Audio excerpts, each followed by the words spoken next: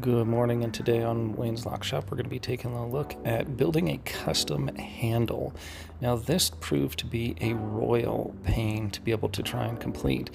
Basically what we had was a custom window that was installed at one of the custom high-end retail locations. And what they wanted was another handle that looked identical. This was impossible to find, unfortunately. Even though we went through many different outlets, we called All About Doors and Windows and several other places that specialize in nothing but door and windows. However, we were unsuccessful in being able to find this particular part, so the next best thing is to have a machine shop build one for you. So this was what they came up with. Unfortunately, they used a round piece of metal, and that round piece of metal did not give the egg shape that we needed for this to look identical to the other one.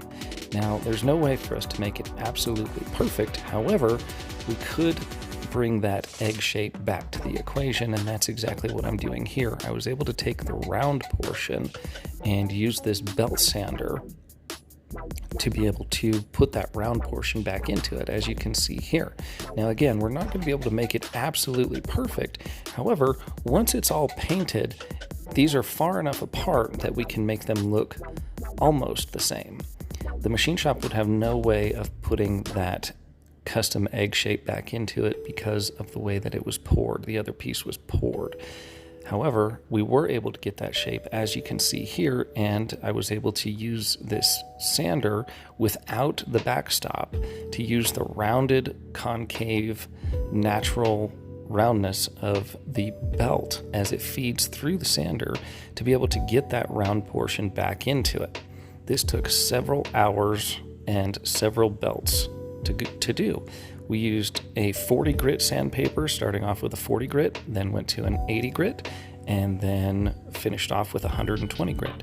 Now that we paint it with some Duranodic paint, we have a virtually identical match that the eye can't really tell the difference between, especially when they're spread apart. For more, as a small business, RMR, or recurring monthly revenue, is a huge factor and has literally changed the way I do business.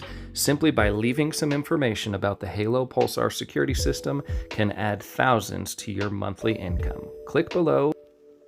Our sponsor, Halo Pulsar, has many options for you and your company. Here we're going to be doing some truck cleaning with every locksmith company. One of the most important things you can do is make sure you have a clean and tidy truck. It has certainly been a while since I have cleaned mine out, as you can see here, and I was specifically avoiding this because one of my shelves was broken as well. I also had determined that the other side that does not have a shelf actually needed one, so there would be more work than just cleaning things out. This gives you an opportunity to take inventory, whether you're a one-person locksmith show or whether you have many people available. Here you can see what that looks like. You can see that we have that shelf overloaded, and just over the years and miles, there's over 220,000 miles on this truck, so it has seen some road. Now I've got a new shelf built with an aluminum ridge or ledge, and then I've also got these reinforcement brackets that were used to rebuild and reinforce those existing shelves. Now we can load the truck up with lots of supplies. You can see one of the things we keep on the truck is a Lockley Defender. We have Lockley deadbolts, Lockley levers. Lockley has been one of the most popular products on the truck that we sell, and now we're keeping it in stock. Dexter is one of the house brands that we keep on the truck as well. It's good hardware at a reasonable price. And then those Norton door closers, the 1601 series, in both Duranodic and silver, seems to really help out. As far as safe locks go, you saw we had some big red locks in there. That is my go-to for replacement locks, especially the Mosler 302. We also have American Security ESL 10 locks on there. This side of the truck has all of my tools, and this is what makes things nice. This is why I like having a truck with these doors on the outside and this topper, is that everything is accessible on the outside. I don't have to crawl inside of a van in order to get the things that I need to get. So we're going to start by taking everything out, and this is a great opportunity again to just get organized, clean, make sure that you have everything that you need and none of the stuff that you don't need. Now, the running joke is no matter what you take out of your truck, if you do start downsizing, you will automatically need it the next time you go on a service call. However, it's still better to have a nice organized truck and not have too many things rather than have too much stuff and not be able to find it. Here again, I am reinforcing those brackets. I got this one on the actual video because I had a little more time. And we just got some regular heavy-duty brackets from the hardware store and just sheet metal screws to screw those into place to give those edges of those shelves a little bit more support as we move forward. Now I'm packing all of the tools back in. Got everything blown out. It was a little colder today and we already had our faucets winterized, so we did not want to power wash everything. Again, we're just reinforcing brackets, taking time to make sure that we're paying attention to detail and that everything that we need on this truck is actually in the truck ready to go. As you can see, we've got our batteries. These Milwaukee battery holders work extremely nice. Now I don't have a bunch of extra loose screws and things that I don't need rattling around in there, causing a problem. Here we've got those two. We can cut those off with the angle grinder. And as a small business, RMR, or recurring monthly revenue, is a huge factor and has literally changed the way I do business. Simply by leaving some information about the Halo Pulsar security system can add thousands to your monthly income. Click down below to see how you can add monthly recurring revenue to your business. Now we're going to be doing a lockout. This was an interior door with a Schlage keyway 5-pin key. I've got a Schlage SC1 leashy tool in my hand. Unfortunately, I've got a pick in a pretty awkward position, which is kind of upside down here. And it looks like I have it picked, and now I can use this Ritan mechanical key machine to cut the key blank. It's nice to have this machine because I can bring both my key machine and my lockpicking tools right to the job site and make the key right then and there. If there's any adjustments that need to be made, I can do it right on site. Freeman Manufacturing, precision tools for the locksmith profession, is our other sponsor. Please check out Freeman. All right, so a lot of times people don't really understand what a locksmith does. And we do more than just work on locks. Like, for example, I rekeyed this lock, but then I noticed, if you watch, it opens doors and then it slams shut really, really hard like that. Now, that's really not good. That's a very bad thing, because what happens if a kid or somebody has their hand caught in that door, right? Or stuck in here, or there's an elderly person using a walker trying to get in here, right? That opens up and pushes them off of the locker, and it's also really bad for the door. I mean, it's just going to start shaking this door apart. It could break the glass. It could do a lot of things. So we're going to actually go ahead and get this door under control. We're going to put this other door closer on here. We're going to put an external mounted door closer on here, and that's going to go ahead and control this door, bring it shut nice and smooth, nice and slow, so it brings it shut every time, keeps the security, maintains the security, keeps the weather out, but doesn't endanger the public who engages with it. After getting our truck nice and organized, I could find my Duranautic Norton door closers very easily. One of the other problems that we ran into this is you can see that there is a lip on this frame. So we're going to have to use a spacer to make sure that the door closer is actually mounted flat. I'm also going to use nutserts or blind nuts, which I'm setting up and mounting right now. The reason that I'm doing that is because I can't use the self-tapping screws because they're too long. They'll actually go in too far and hit or impact and possibly damage or puncture the internal door closer that is mounted there. So the machine screws, the 1/4x20 machine screws, are much shorter, so I want to use those in this particular application. You can see that we have all 4 screws mounted onto this particular device. Now the bottom ones, we were able to use the self-tapping screws. However, the top ones, we needed to make sure that they were nice and short so that they did not engage with the original internal mounted door closer at all. Alrighty, so now we have this door closer, external door closer mounted up here. It's got the door under control. Several reasons you might want to make this switch. I know it would be nice to replace the internal closer that's already currently there. However, sometimes your customer doesn't want that. Sometimes the cost is too much. The cost of those closers alone is probably 2 or 3 times as much as one of these closers here. So cost could be a factor. You're probably also going to have to order it. I know a lot of people don't stock that stuff. They don't keep it on their truck. We have them on the truck, but we gave her 2 different prices, and this is what they wanted to do. So at the end of the day, it's up to the customer to decide what they want and what's going to be best for their door here. So now we got this thing under control. See? 2, 3, 4, 5, 6, 7. Beautiful. Okay, so it's under control, real nice, under control, works extremely well. People aren't going to get their hands mashed if they have them in the door here, and the wind's, it's going to keep it under control with the wind, and everything's going to work out really well. So, for more information, check out the website below. Thanks for watching. Our sponsor now is Pack Blue. Check out Pack Blue for simplified installation, powerful and versatile, along with enterprise ready and no reader on the exterior required. Pack Blue Access. And we are at ASSA ABLOY's training center in Ontario, California.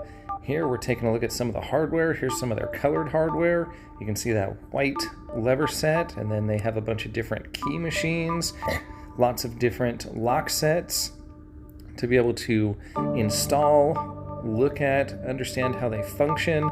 Everything from indicator locks, like this open locked indicator, narrow frame style locks. Here's another cylindrical lever set indicator, locked, unlocked indicator. And this is a wave to open. So you basically just wave your hand right in front of it, and it's a mortise body latch retraction system. Here, we're going over some of the electronic access boards that they have with some different magnetic locks and different power supplies and different egress systems. Our next sponsor is Lab Inc. Lab makes the precision pins that we use for our locksmith trade. Check out Lab Inc. Today we are going to be installing the Marks M99 in Duranautic or 10B finish. This is a very nice looking exit device, and we're actually going to be installing this on a gate. So I wanted to capture this to make sure that we could see how this installation could be possible on an exterior gate. The first thing we start off with is measuring and centering the exit device itself. For aesthetics, we want it to be in the center of the solid portion of this gate, and for ADA requirements, we need to make sure that we mount all door hardware between 36 and 48 inches from the ground up. Now I'm drilling the latch that is going to go into the frame side of the opening, and I like to use this step bit process here where it's not actually a step bit, but I start off with a very small drill bit, the smallest drill bit I can find, and then step it up 1 or 2 sizes. The other thing about this that makes it unique is this is a very heavy duty setup. That steel that we're drilling through is like 3/8 of an inch thick, so it is extremely thick and heavy duty, and that's also why I chose not to tap this out to 1/4x20. I knew we would start breaking taps if we did that. So this strike is going to be mounted on this thick piece of steel, and we're actually going to use tapping screws to go ahead and actually mount that in place.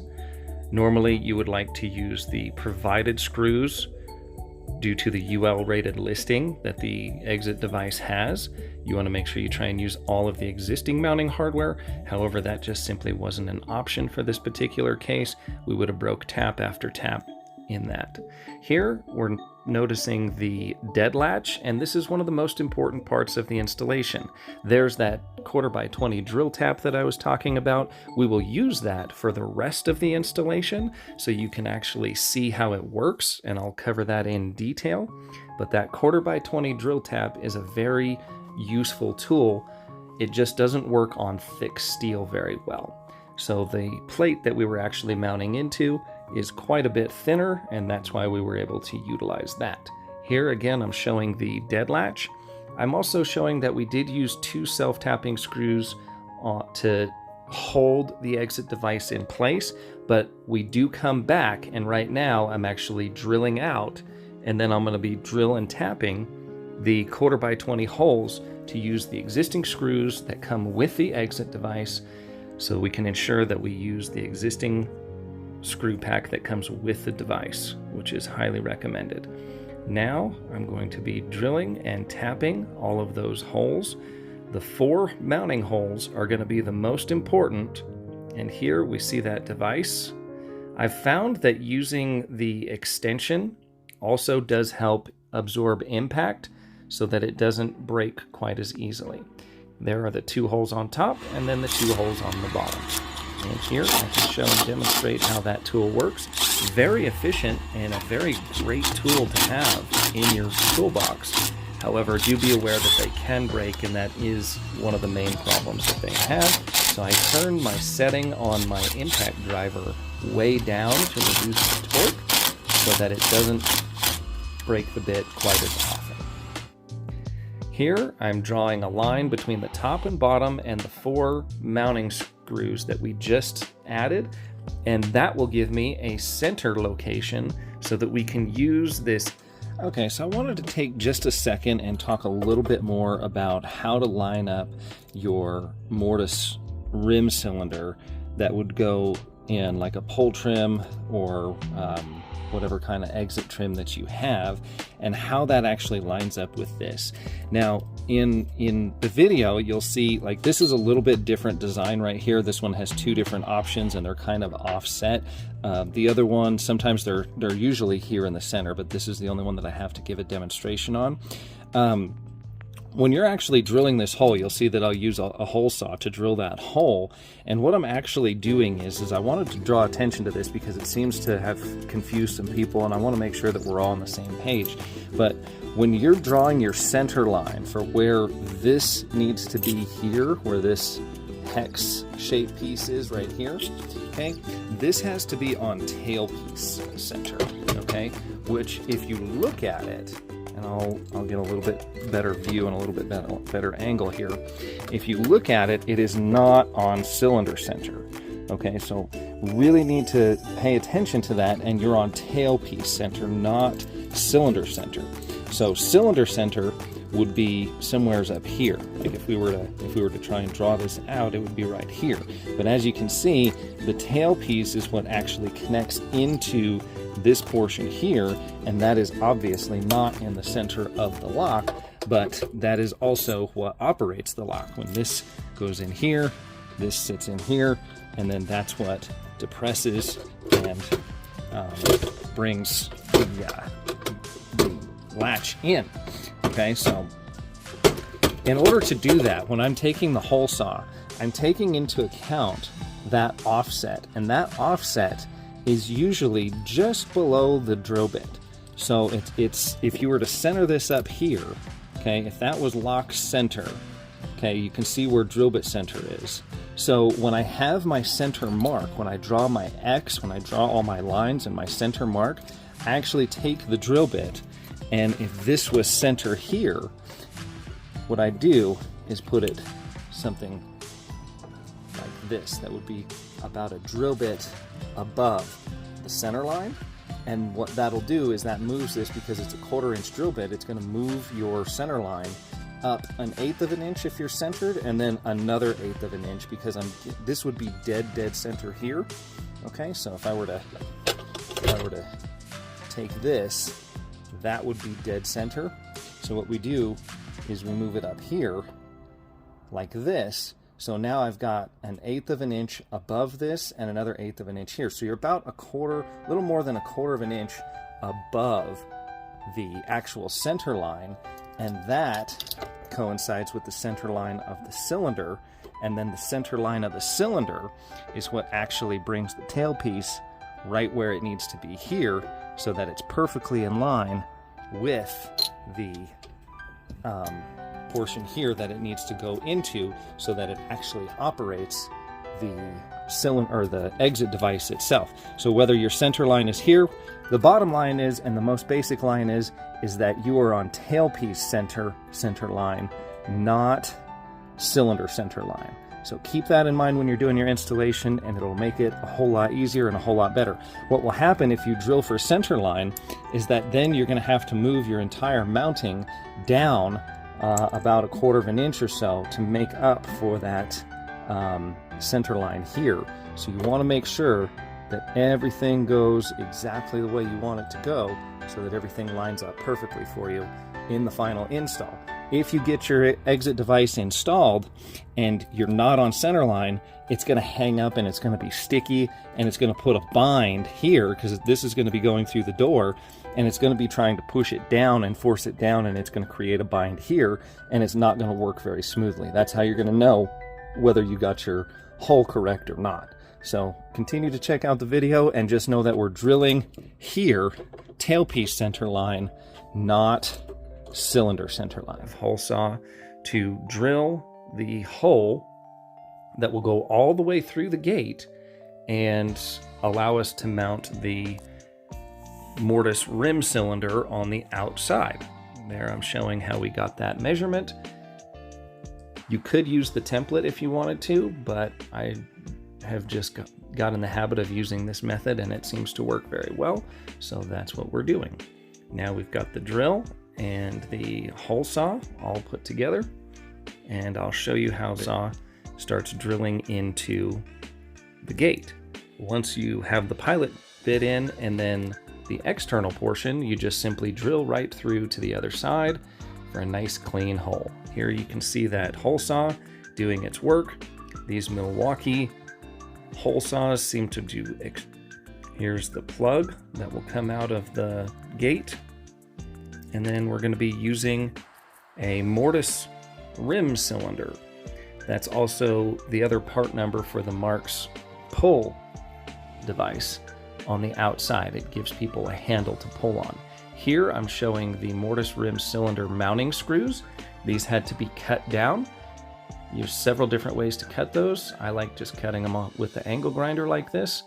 And there's actually segments and sections that are not threaded on that bolt to give you a clear line so you know exactly where to cut.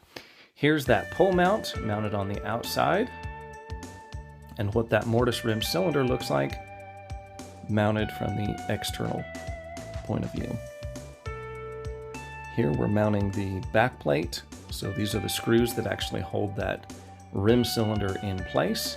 And then I leave the whole tailpiece installed as it is from the factory, and then take a measurement, and it's a lot easier to cut that once it's installed. You don't have to have two hands to go ahead and cut it.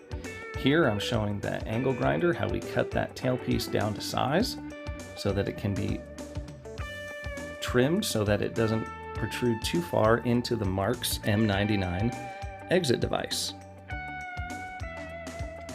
Now we're going to test fit and make sure that it's actually engaging. We're going to put the exit device back onto the gate.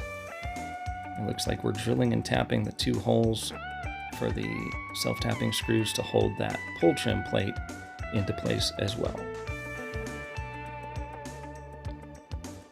Have a nice, beautiful day here in Aspen, Colorado, so hopefully you're enjoying that.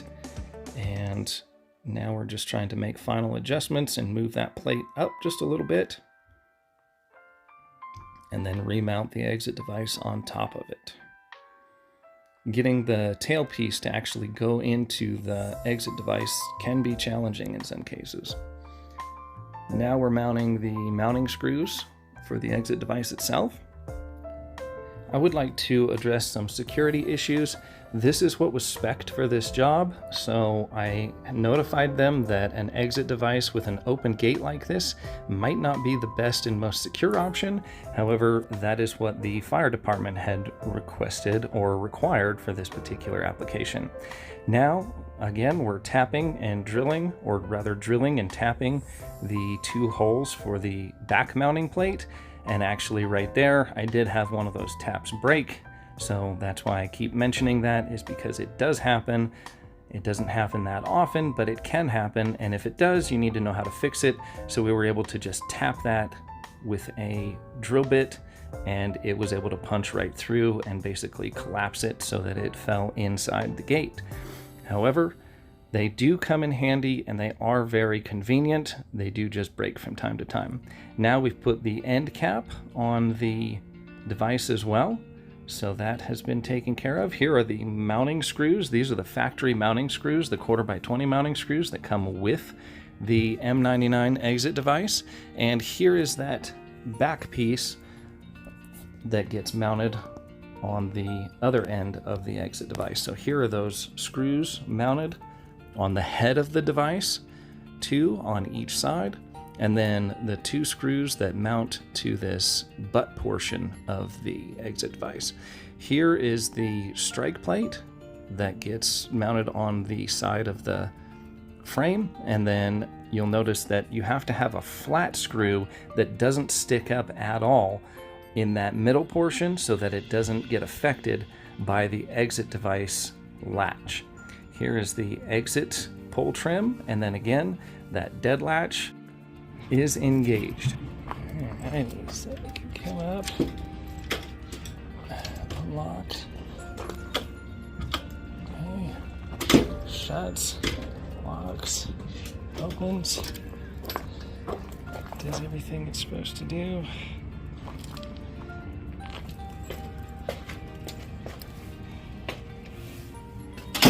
Comes shut, engages the dead latch here, locks, releases, and then if you roll that down, it does dog the exit device down. Mark's M99 is a fantastic exit device, and I highly recommend them. It is my go-to substitute.